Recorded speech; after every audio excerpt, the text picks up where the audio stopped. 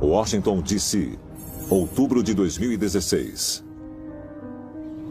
Nas semanas anteriores à eleição presidencial dos Estados Unidos, a Wikileaks publicou mais de 20 mil páginas de e-mails pertencentes a John Podesta, o chefe da campanha de Hillary Clinton. Nesses e-mails, foi revelado que Podesta tinha grande interesse em publicar arquivos secretos da CIA sobre OVNIs se Hillary se tornasse presidente. Embora sua candidata tenha perdido a eleição, Podesta, por fim, teve seu desejo realizado. Em 18 de janeiro de 2017, nos últimos dias de Barack Obama como presidente, a CIA fez o upload de cerca de 1 milhão de arquivos secretos sobre OVNIs em seu site. A atitude suscitou novos pedidos para que o governo britânico divulgasse os 18 arquivos sonegados na publicação dos relatórios sobre OVNIs, que começou em 2007. Mesmo assim, o Ministério da Defesa não publicou os documentos. Será que esses arquivos contêm informações sobre atividade extraterrena que nem mesmo a CIA tem conhecimento? E será que eles continuam escondidos em Rudloe Manor? O Ministério da Defesa não deseja debater honestamente com o público, e ele deseja não divulgar os seus arquivos. Eu acho que ele não confia em pessoas informadas. Ele não quer uma população informada. Se tivéssemos acesso a todas as informações que o Ministério tem, eu acho que isso apontaria para o fato de que o Ministério da Defesa tem muitas informações sobre vistas de naves extraterrestres. Nós agora sabemos que existem pelo menos 2 casos confirmados de espaçonaves extraterrenas que caíram e foram levadas para Rudloe Manor.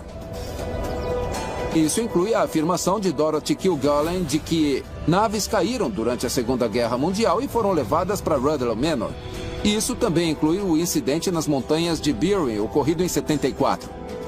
O Ministério da Defesa negou veementemente que estava envolvido em investigações de OVNIs, mas agora, graças aos documentos divulgados, nós sabemos que o Ministério estava de fato e ativamente investigando esse assunto e que Rudloe Manor era o centro de tudo. Agora que nós descobrimos que até mesmo depois do Ministério ter dito que divulgou todos os documentos, ainda existem 18 arquivos sendo sonegados. Alguma coisa me diz que quando nós abrirmos esses documentos, vamos descobrir que todas as estradas levam a Rudloe Manor. Eu acho que é altamente provável que eles saibam que existe vida extraterrestre inteligente. O único motivo pelo qual essa informação ainda não foi publicada é por causa desse pensamento esquisito de que nós, como espécie humana, não suportamos a verdade de que nós não estamos sozinhos no universo.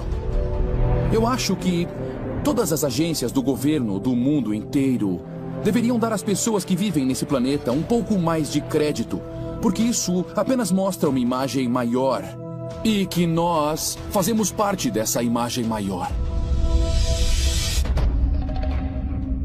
Será que restos de uma nave extraterrena estão realmente escondidos sob a superfície de Rudloe Manor? E se a resposta for afirmativa, a recente divulgação da CIA pode influenciar o governo britânico a revelar uma verdade surpreendente? Prova de que o primeiro contato com os extraterrestres não é mais coisa de ficção científica, mas sim um fato científico e histórico. Há centenas de anos, os pesquisadores se confrontam com numerosas anomalias científicas. Mas a ciência tradicional, muitas vezes, não tolera evidências que não se encaixam com o conhecimento aceito. Devido a esses preconceitos, podemos estar perdendo uma verdade maior sobre as origens da humanidade? Eu acho que os cientistas precisam olhar essas coisas e, ao invés de descartá-las de imediato, dizer: espere um pouco, talvez não sejamos os primeiros, talvez outra civilização tenha existido, talvez exista uma conexão extraterrestre. Porque claramente temos um mistério aqui e todos estão olhando para o outro lado.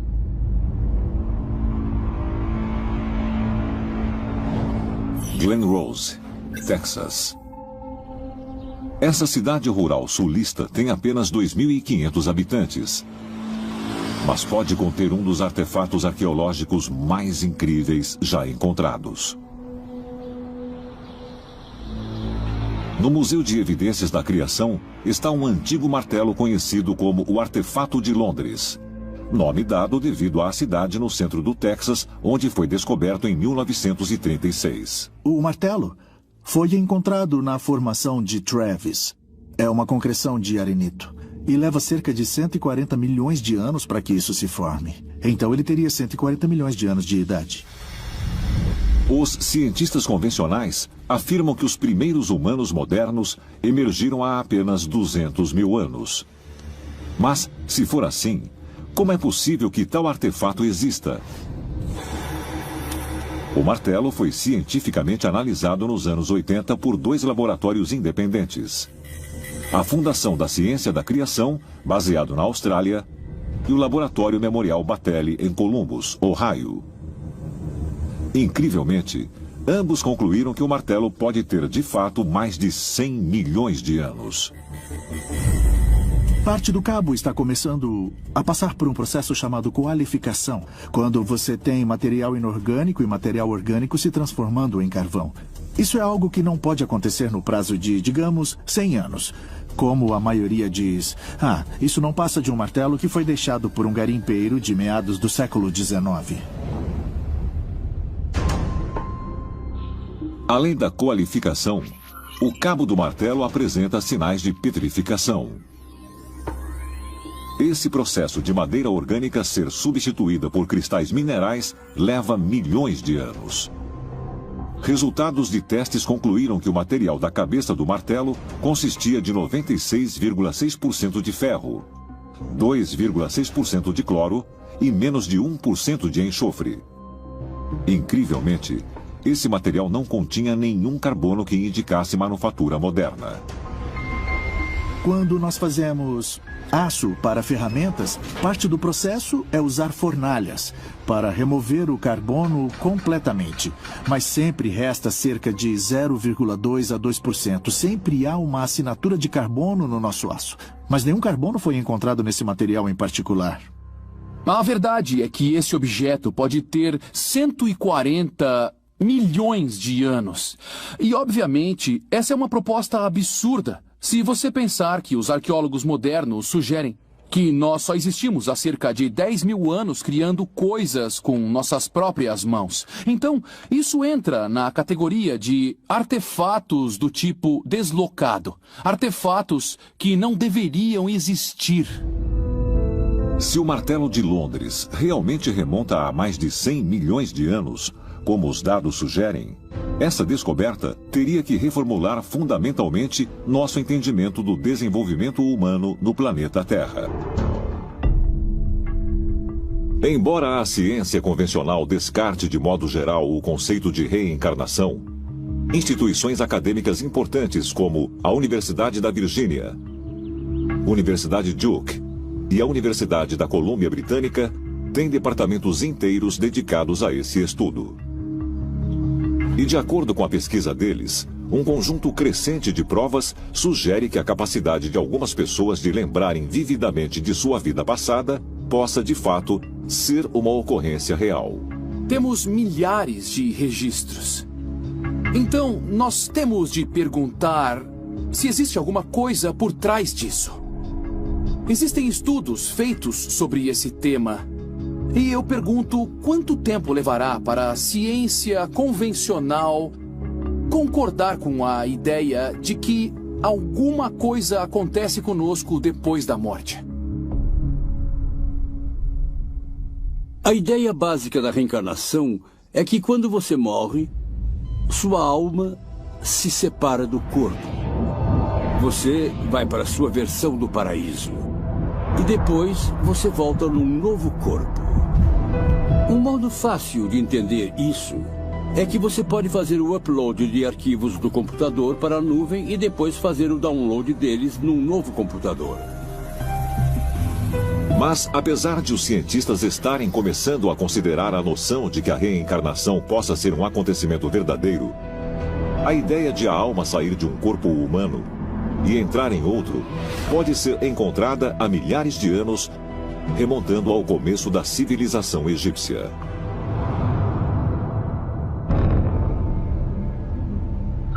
Turim, Itália. Em exibição no Museu Egípcio está o Papiro de Turim, também conhecido como Cânone Real de Turim, que data do século XIII a.C. O papiro contém uma lista detalhada dos faraós egípcios antigos, remontando ao começo da civilização egípcia. Encontramos as linhas do tempo com o nome de todos os reis, mas os 2 primeiros grupos de nomes desta lista são de deuses, os deuses do Egito, os quais os egípcios acreditavam que governavam antes dos faraós. Embora os estudiosos aceitem totalmente a cronologia do governo do faraó Menés em diante, eles descartam o tempo anterior ao seu reino por volta de 3000 a.C., uma época quando esses supostos deuses governavam o Egito. Um dos primeiros nomes encontrados nessa lista é o do deus Osíris. Descreveram Osíris como um deus em forma humana. Ele tinha características humanas. Mas uma das coisas mais curiosas sobre Osíris é que ele foi retratado com a pele verde. Acredita-se que Osíris tenha vindo originalmente da constelação Órion. E ele fazia parte de um grupo de extraterrestres que vieram à Terra. O que é interessante sobre os deuses egípcios antigos é que eles também morriam. Eles não eram necessariamente imortais. E quando o deus Osíris morreu, séculos antes, de acordo com a mitologia egípcia, ele renasceu como seu filho Horus. E Horus se tornou uma encarnação física na Terra. E os antigos egípcios acreditavam que todos os faraós se tornaram deuses encarnados. E quando um faraó, em particular, morria, seu espírito então ia para o próximo faraó. E assim por diante, e assim por diante. Então, esse ciclo de reencarnação continuava. Na antiga mitologia egípcia da criação, o deus Ptah veio de Sírio e assumiu a forma do corpo humano. Temos que fazer a seguinte pergunta: os extraterrestres vieram à Terra e adaptaram o corpo humano para ele servir como veículo para a alma?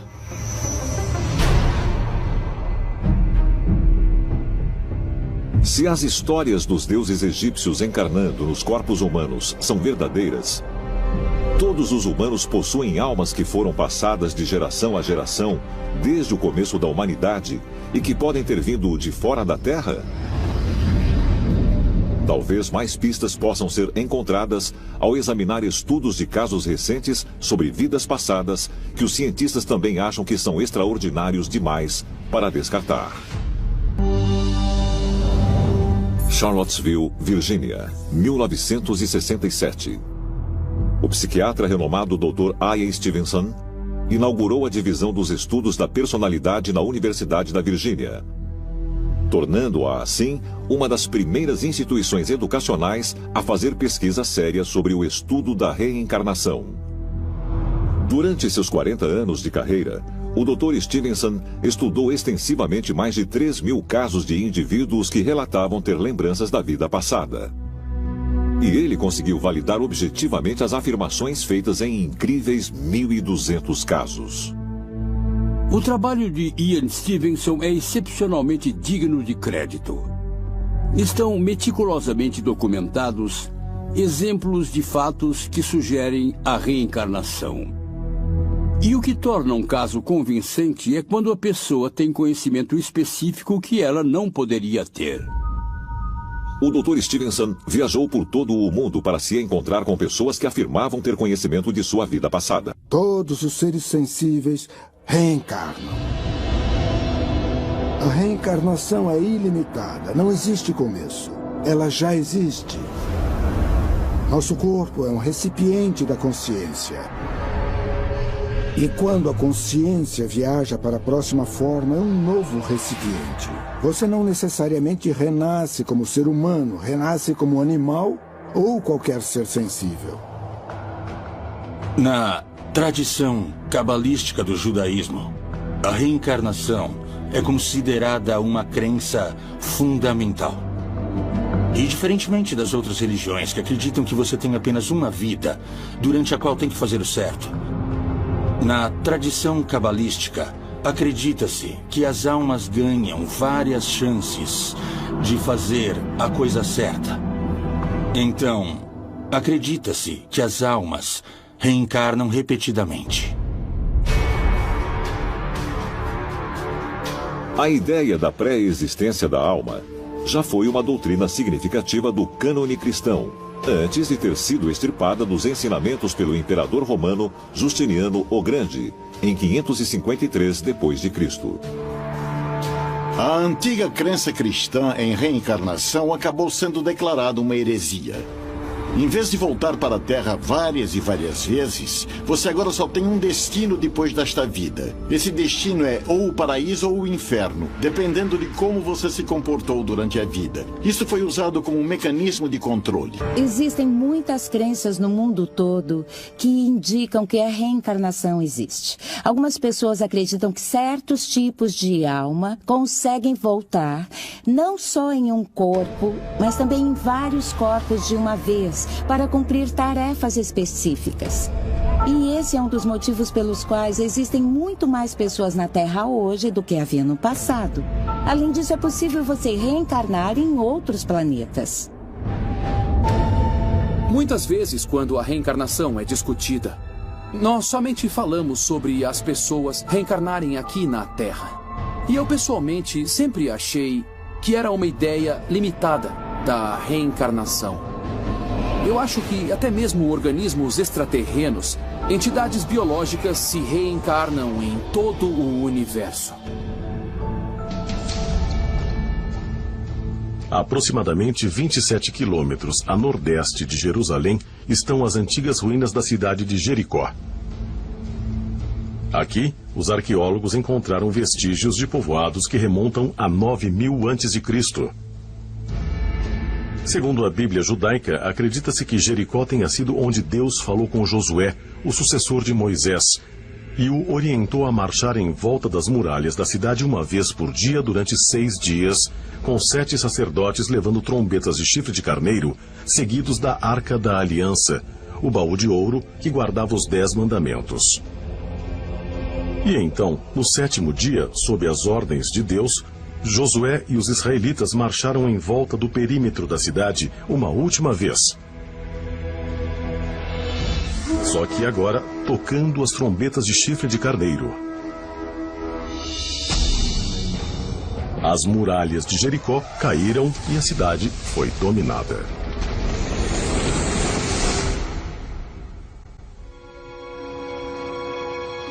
No Antigo Testamento, vemos descrições muito claras em Josué 6 sobre o shofar, que é descrito como uma trombeta que foi usada na Batalha de Jericó para fazer as muralhas ruírem.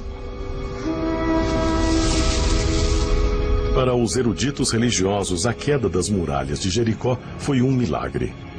Para a maioria dos cientistas e historiadores da atualidade, a destruição foi muito provavelmente causada por um terremoto.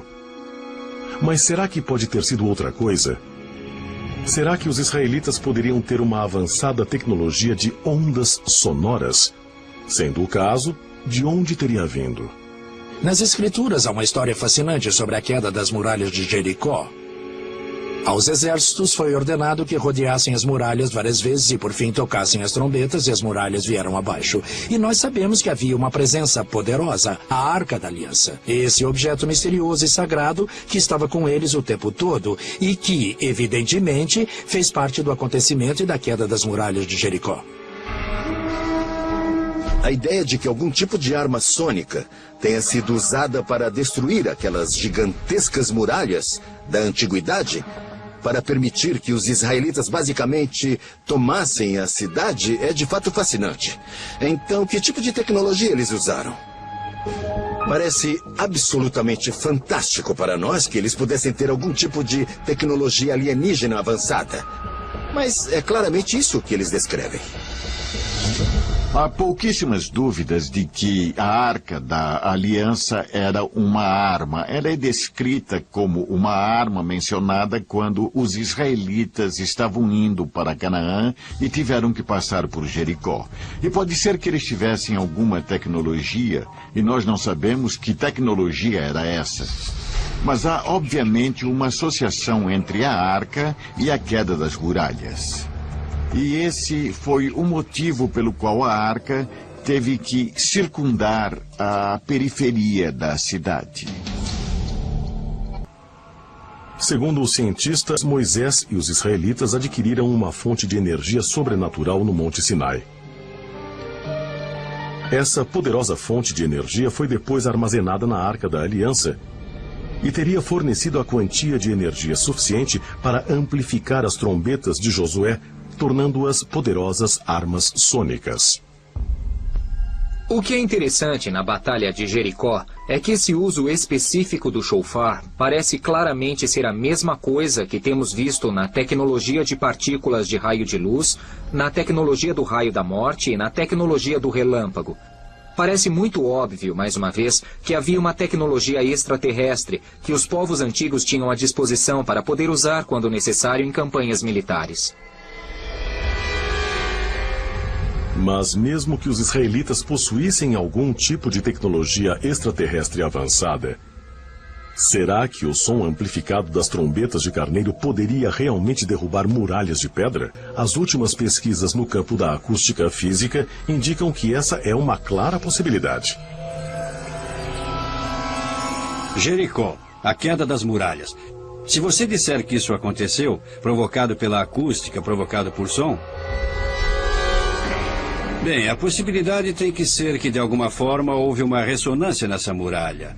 Pode não ter sido na muralha inteira, pode ter sido em alguns dos materiais estruturais. Quando a ressonância acontece, a amplitude fica bem grande. E sim, pode destruir praticamente qualquer coisa, porque o que a ressonância faz é armazenar enormes quantidades de energia e você vai alimentando-a, e uma hora ela destrói tudo. Quando você quer conhecer a força do som, é preciso entender o básico, que o som é uma onda de pressão. E tudo vai depender da quantia de energia que você colocar na onda sonora. E se essa onda, de pressão em particular que você gerar, vai se unir ou impactar aquilo que você quer destruir.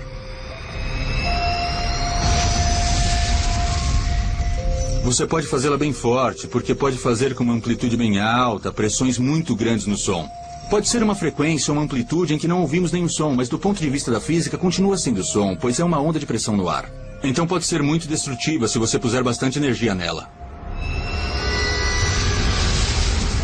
Você também pode vê-la como uma arma de partículas, pois você movimenta o ar com ela e você só precisa de algo para focalizar o som, o que nós sabemos fazer, e aí você teria um raio de energia dirigido com o som. Discos voadores. OVNIs. Os grandes historiadores dizem que a aparição dessas misteriosas naves aparecem nos céus da Terra há milhares de anos. Descrições de discos voadores e o que parece ser algum tipo de aeronave já apareceram em alguns dos mais antigos desenhos das cavernas de que temos conhecimento. Os cientistas calculam que esses desenhos das cavernas sejam de 20 a 30 mil anos antes de Cristo. E esses desenhos das cavernas existem na Rússia, na China, na África, na América do Sul e em outros lugares. E eles parecem ser algum tipo de espaçonave.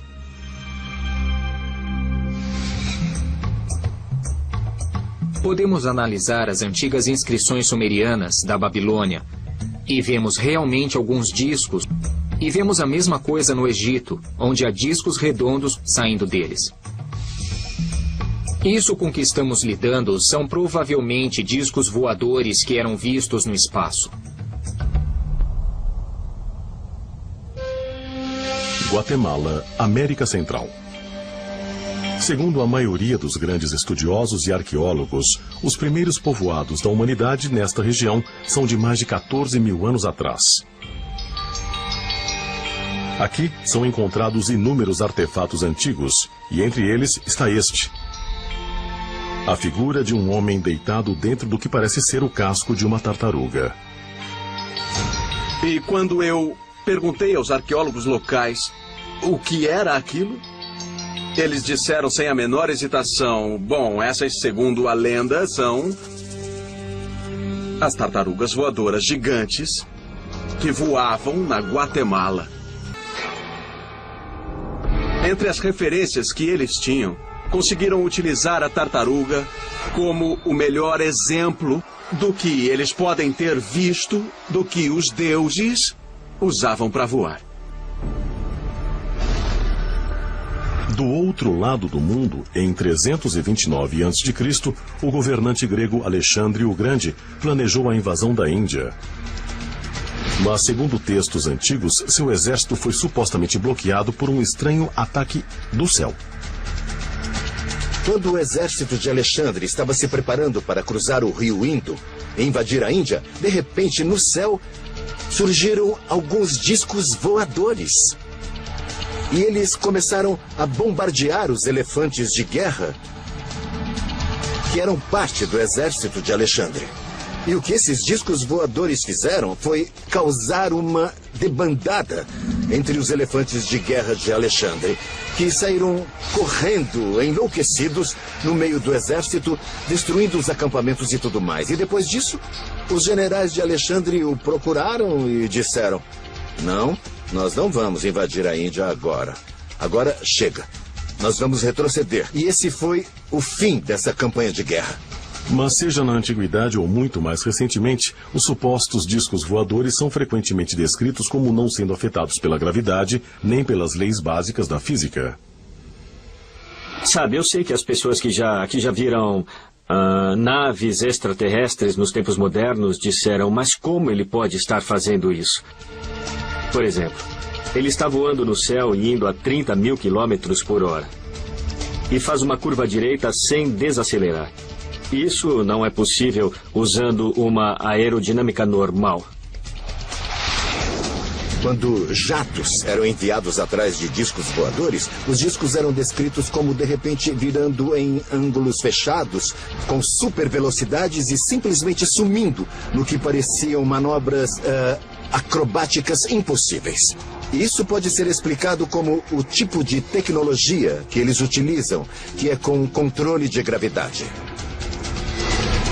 Isso é gravidade artificial. E quando você está dentro de um campo gravitacional que você mesmo está criando em volta da sua nave, a gravidade da Terra não exerce força sobre você. Mas apesar de a propulsão de aeronaves por meio de manipulação gravitacional estar além dos limites da nossa atual tecnologia, muitos cientistas alegam que isso é teoricamente possível. O interessante é que temos exatamente as mesmas descrições nos textos antigos e também nas tradições orais, em que sempre que esses deuses, entre aspas, apareciam, havia muita fumaça, muito fogo, muito barulho e o chão tremia. Quando os foguetes estão decolando, é melhor você se afastar, é melhor sair da frente. E isso aparece muito nas antigas lendas também, quando os deuses chegavam e partiam. Podiam muito bem ser só esses foguetes ou outros veículos aeroespaciais aterrissando e decolando e fazendo muita fumaça e barulho.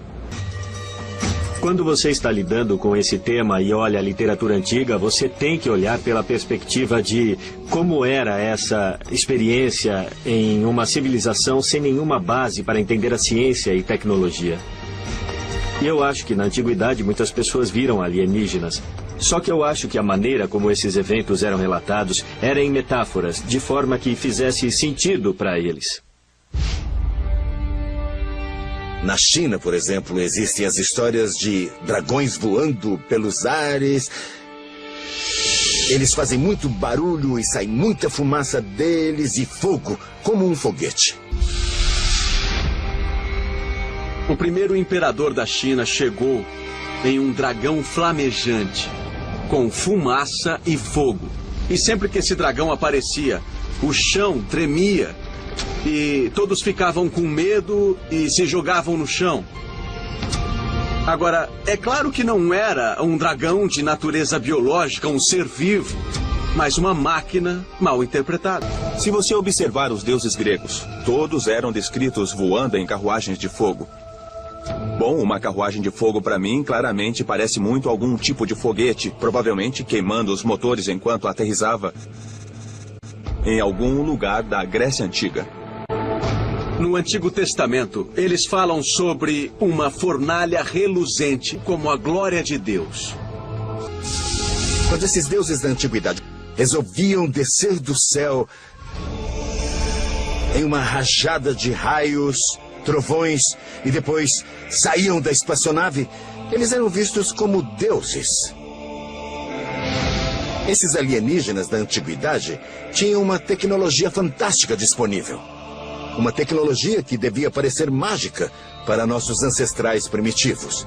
E quando essa gente descia do céu com suas avançadas armas de energia, eles pareciam deuses para nossos ancestrais da antiguidade. De 5.000 a 2.000 a.C., o sul da Mesopotâmia abrigava os sumerianos, uma civilização altamente avançada, onde surgiram alguns dos primeiros astrônomos. Considerada uma das histórias escritas mais antigas da história, o épico de Gilgamesh relata a jornada de um homem para o céu para encontrar o deus Anu. O épico de Gilgamesh, que é da época dos sumerianos, é uma história em que o herói Gilgamesh voa sobre a Terra. Ele descreve a Terra vista de cima, fascinante, uma história antiga do primeiro voo. A civilização mais antiga de que se tem registro, a cultura sumeriana, nos deixou vestígios do que é chamado de Shem. Esse objeto é bem parecido com uma cápsula espacial moderna, que é colocada na ponta do foguete.